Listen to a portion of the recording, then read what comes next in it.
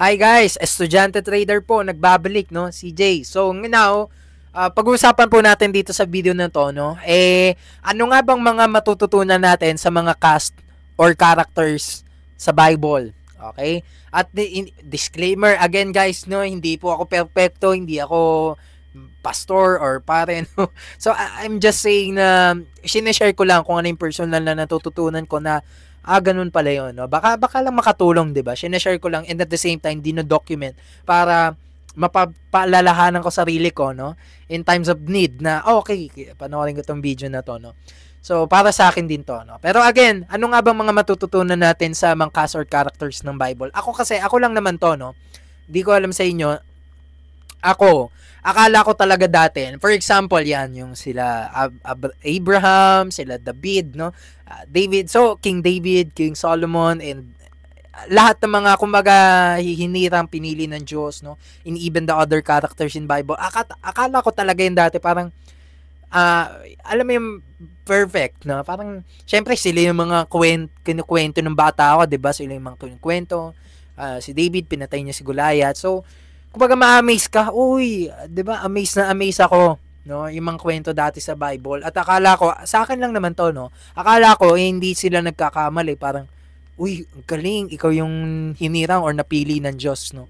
Pero actually, ano ang mga pinaka lesson learned dito? Sa totoo lang pala, no? Kasi yung lola ko nagtuturo din siya ng Bible, no? Ngayon na-realize ko nito, ang mga cast or character sa Bible, no? In even yung mga hinirang ng Diyos, katulad lang pala yan natin ng mga tao. Siyempre, tao din naman sila, no? Nagkakamali. But the point is, kung paano tayo namumuhay ngayon, parang ganun din, di ba? As in, ganun din, nagda-doubt din, di ba? Nagkakasala rin at all, no? Naakala ko nga dati kasi, parang ang layo, di ba? Parang ang layo abutin na, di ba?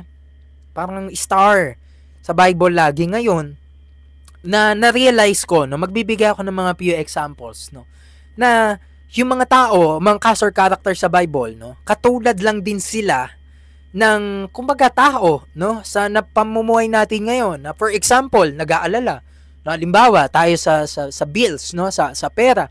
Kapag alam mo yung walang-wala ka na, syempre, mag-aalala ka rin, di ba?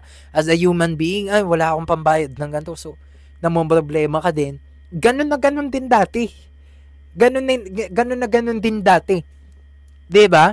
So for example, bibigyan ko ng example guys. No, again, hindi ako pastor o pare, no. Kumbaga na yung mga realizations ko lang sa pagbabasa ng Bible, no, sa pakikinig, no. So, for example, no. Ito maganda example to yung mga pag-alala ng mga tao dati, no, yung mga Israelita. Example, no, alam niyo yung Moses, na alam niyo naman yun, 'di ba, yung Moses. Nakwento yung hinati yung dagat na. So, 'di ba, pinalaya sila sa Ehipto pagkatapos ng pinadala ng Diyos si Moses, no, sa Ehipto, sa Pharaoh, no, para palayain na nga yung mga Israelita doon. Ngayon, fast forward na tayo, 'di ba, dumating mga salot, no, yung mga ibig sabihin namatay yung anak ng Pharaoh. So ngayon pinalaya, in short, 'di ba? Lumayas na kayo dito, umalis na kayo dito, no? Talagang nilet ng Pharaoh na paalisin na, palayain na, no, ang mga Israelita. So umalis. Ngayon yung naglalakbay na, no, sa desert papunta daw sa lupang pangako ay, 'di ba, yung na-stranded na sila doon sa mismong dagat. Nakakatuwa yung mga tao dati, no? Dahil parang katulad lang din ng tao ngayon. Promise, maniwala kayo. For example, yun nga, yung nakalaya na doon sa Egypt, no? Nakalaya na. Ngayon, yung nasa dagat na, nagreklamo yung lahat ng mga Israelita, no? Nagreklamo yung mga tao, ba't dito mo kami dinala, Moses? Ba't, di ba, dito mo ba kami balak parang tipunin para patayin ng Pharaoh, ganyan, or parang maitapon na lang sa dagat, no, pag pinatay kami ng Pharaoh. So, ang dami ng ginawang miracles ng Panginoon, no, na ginamit si Moses. Ang daming, kumbaga, pinalaya na sila na ilang daang taon, no, daang taon, or if I'm not mistaken, 400 years, no, nabihag ang ng mga Egyptians sa mga Israelites. So, ngayong napalaya sila, okay, masaya, tuwan-tuwa, 'di ba? Na-stranded dun sa dagat. 'Di ba? Parang wala silang pupuntahan. Ngayon nag-alala sila, 'di ba? Parang 'di ba parang tao lang din ngayon na kapag ka meron, tuwan-tuwa tayo, 'di ba? Parang praise the Lord, praise the Lord. Parang sobrang ano natin. Pero pagka wala, parang wala nang pera, tas puro problema na sisisihin natin ng, 'di ba? Alam niyo 'yun, pareho no, yung mga tao ngayon, pati mga tao sa Biblia. I mean, syempre tao nga, no? Pareho naman tao. 'Di ba? Napapanghinaan din ng loob, no? Nagkakasala din, nagkakamali din. So, parang akala ko kasi yung Bible, yun nga, yung mga cast characters doon, yung mga hinirang ng Diyos, parang hindi nagkakamali, no? Pero yung pala, tao din pala sila, no?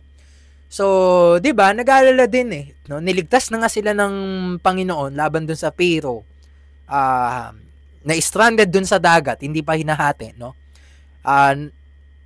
Tuwan-tuwa yung mga tao na nakalaya sila, tas pagkatapos dito, tas siniksi naman, 'di ba? So, parang mga tao kapag meron sagana, okay, no, praise the Lord. Parang tas pag nawala na, parang sinisisi na natin Panginoon, no, kung sino-sino. So, kaya kalin lang, no. So, ano pa mga examples, no? Yun nga si Abraham, no? May anak sa labas, no? So, si David naman nangalun niya. Ang dami pala, no? Syempre, pinagbigyan ulit ng Panginoon dahil ang Panginoon sabi nga naman, hindi naman naparito para sa mga matutuwid, no? So, kumbaga kung aaralin nyo lang yung Bible, syempre, kasi nga akala ko nga dati gano'n. No? Pero ganun din no? Kumbaga nga parang kung ako, no, mas matindi pa yung kasalanan nito, 'di ba? Parang 'di ba? Yun lang naman yun sa akin. So, kaya ibig sabihin ko lang din yan, parang wag kayong mapanghinaan ng loob, no? Hindi sa tinotolerate yung kasalanan, pero wag kayong mapanghinaan ng loob na kapag ka nagkasala kayo na hindi na kayo babalik sa Panginoon. So, ewan ko kung super preachy ko ngayon, pero sinasabi ko lang din kung ano yung mga na-realize ko na syempre iba tayo, hiyang-hiya tayo, di ba, nakagawa tayo ng konting kasalanan, maliit na kasalanan. Kahit ako rin naman, no, araw-araw, no, lahat tayo, no, sino bang matuwid? Wala naman.